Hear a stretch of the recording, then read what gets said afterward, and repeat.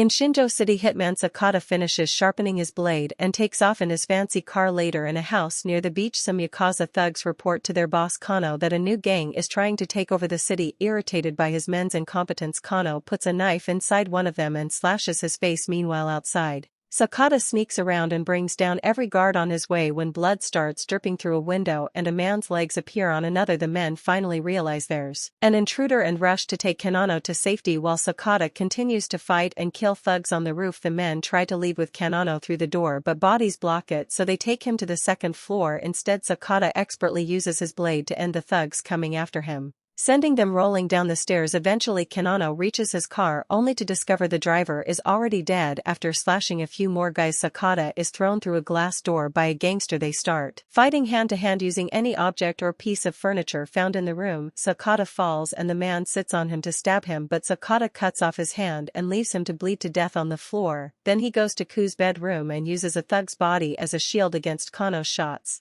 A terrified Kanano tries to escape through the balcony, but Sakata quickly catches up and finally kills him. When a thug tries to shoot Sakata by surprise, he's killed first by Sakata's handler Fudge. On their way out, Fudge pays Sakata for this mission and asks him not to retire, but Sakata refuses because his family is his priority now. All this is seen by someone in the shadows. Afterward, Sakata goes home to his wife Ai and his daughter Rio and takes a shower before dinner. While Sakata is changing, he hears his family screaming and finds some men wearing demon masks surrounding his family. They thank Sakata for getting rid of Ku's gang because now their group, called the Kim Andy, can control the city. When one of the men grabs Rio, Sakata tackles him and gets ready to shoot him, but he freezes when another thug shoots something on the table. Then the man starts beating Sakata up on the floor. Rio begs the guy not to hurt her father, so Ai rushes to get her out of the way before begging for mercy and tears. Tired of her crying, a man shoots her in the head. A furious Sakata tells Rio to run before he attacks the strangers, but a man shoots the girl while Sakata has a breakdown. The gang leader says that there's a demon in the city that possesses someone once every 50 years, causing them to go on a killing spree. The Kim Andy's duty is to protect the city from such demon, but Sakata still promises to kill them all one day. The man say they'll wait for that day before shooting Sakata 2-0. Soon the police find the family and assume Sakata shot Rio and Ai before self-deleting. 12 years later, Mayor Sahara is talking to the press,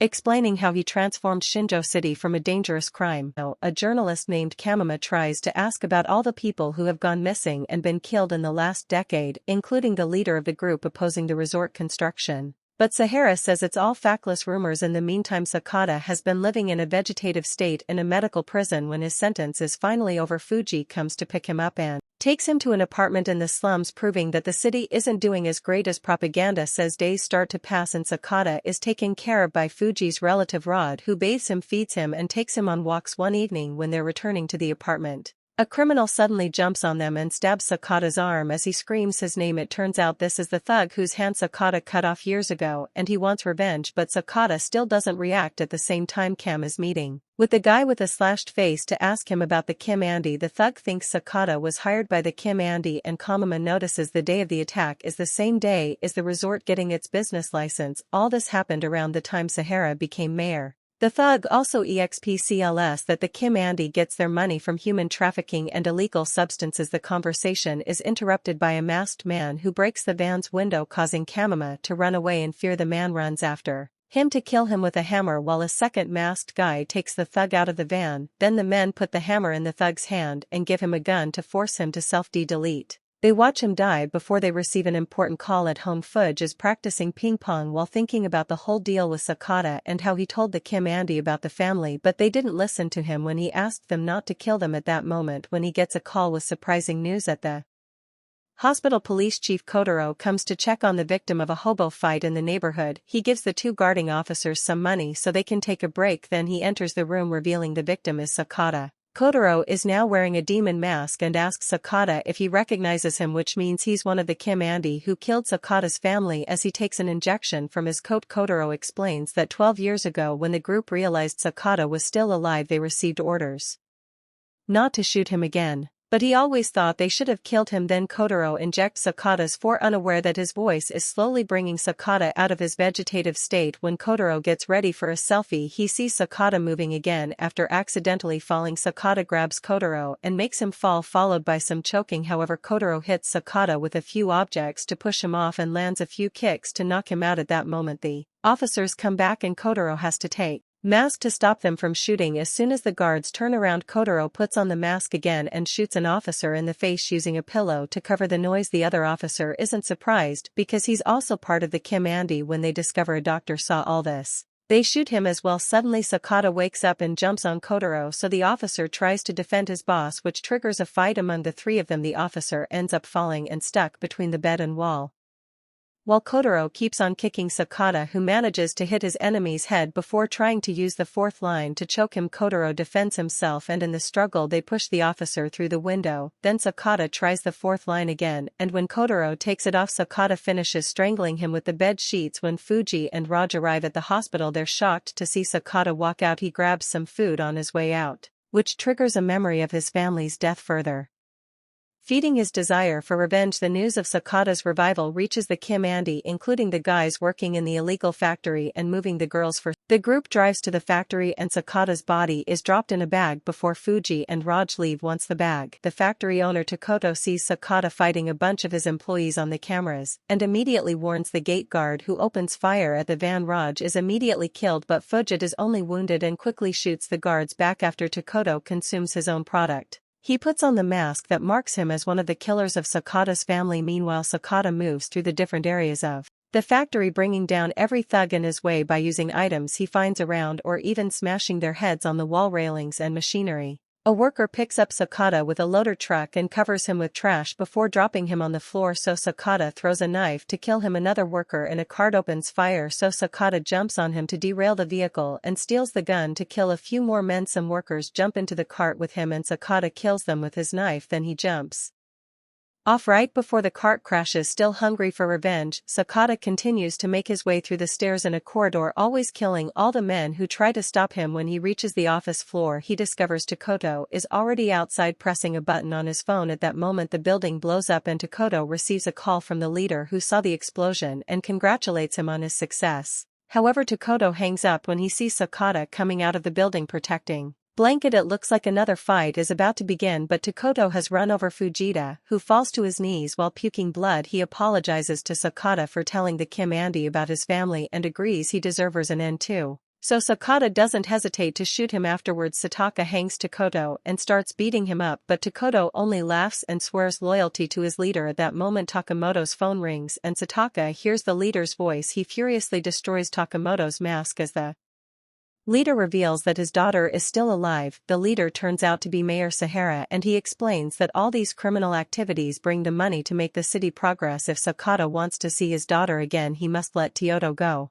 However, Sakata kills Takoto anyway. In the morning, reporters talk about all the attacks that happened last night and blame them on Sakata, saying he died in the factory explosion. Meanwhile, Ryo is now a teenager being watched by Kei, another one of the masked men. He's in charge of the Kim Andy's human trafficking business and likes to stare at Ryo in inappropriate ways. Sahara calls him and orders him to find Sakata, who has been hiding since the incident in a humble neighborhood. Police officer Takagawa returns to his apartment and notices the window was open before being startled by Sakata.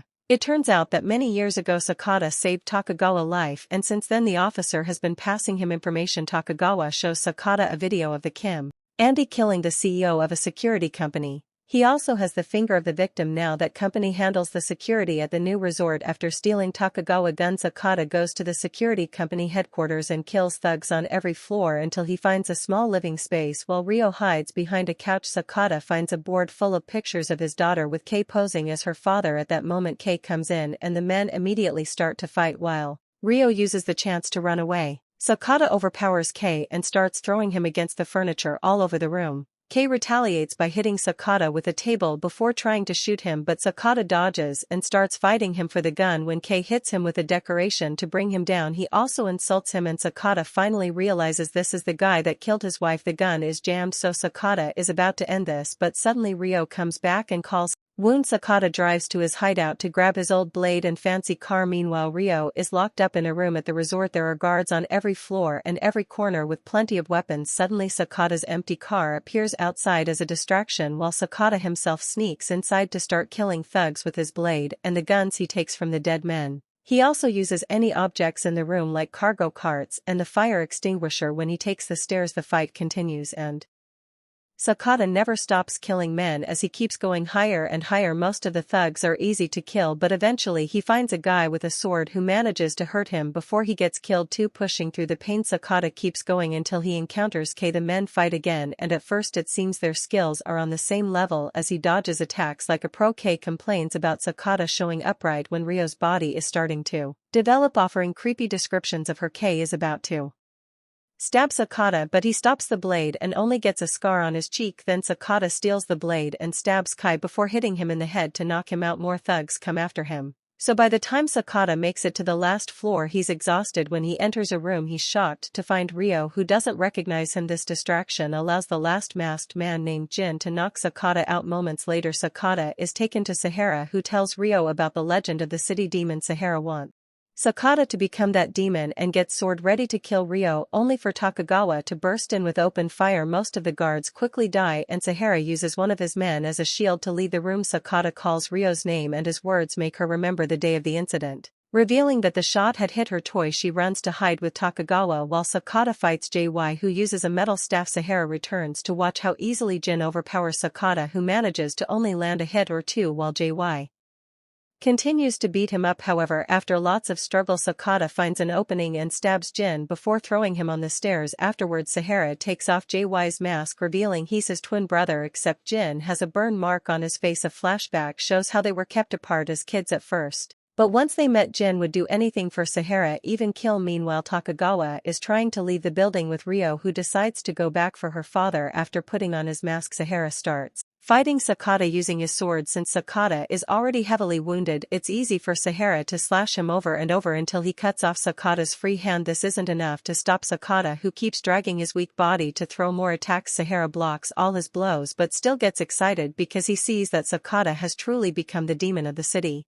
Both men suddenly attack and stab each other at the same time, so Saka uses the chance to unmask Sahara and finally kill him with a blow. Then Sakata rolls down the stairs and notices Ryo saw everything. She tries to come closer, but at that moment K reappears to shoot Sakata. Next, K tries to reunite with Ryo, who doesn't want anything to do with him now that she remembers he killed her mom. He begs for her attention and appears behind him to finally kill him with his blade. Sakata collapses in Ryo's arms and offers a few words of affection before dying sometime later. The police, firefighters, and doctors arrive to pick up all the bodies and wounded people. One of these bodies is JY, who is still alive. Ryo is told to wait in the ambulance, but while everyone is distracted, she runs away. A year later, Jin is pretending to be his brother and wins the elections by getting sympathy for a scar. After an interview, Jin wears the leader's mask and performs a ritual in a shrine in the forest. At that moment, Ryo shows up and shoots JY with multiple arrows until he's dead. Then she leaves in her father's car where she keeps a family picture. Make sure to subscribe and turn on notifications so you can watch more videos like this. Thanks for watching.